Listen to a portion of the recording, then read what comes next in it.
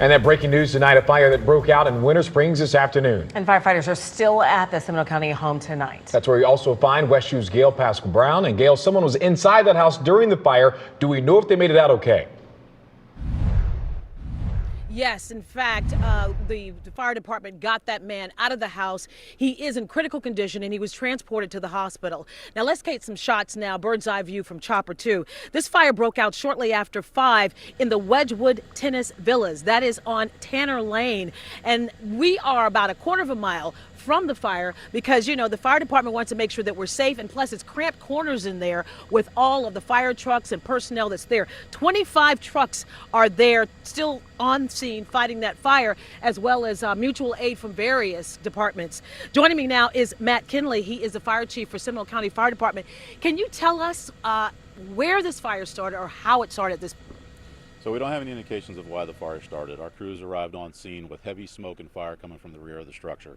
We did have reports of victims. Our crews went in and did a search. We did find a victim, which we transported to the hospital. We continued our search. There was no other victim. We've confirmed that with the neighbors and other family that there wasn't any other people at the house. Chief, I know the fire marshal is going to be checking things out, but was there any indication at all that this was intentionally set?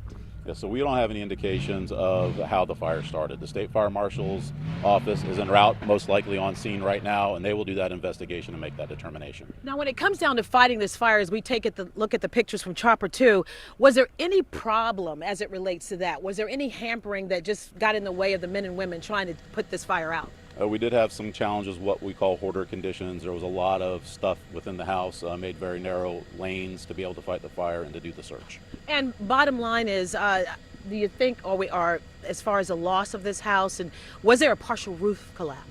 So there was a partial roof collapse. Part of the inside of the house did collapse. It did not hamper our efforts to do our fire suppression and search. But part of it did collapse. Wow, that was a huge fire. I guess initially when you talk about 2 alarm, it means you have to bring out extra personnel. Yeah, we need a lot of personnel on the scene, especially when we have a victim, because we put a lot of resources towards getting that victim and getting the victim out. Chief Matt Kinley, thank you so very much. Again, if you're just joining us, one man was taken to the hospital. He is in critical condition. He had burns.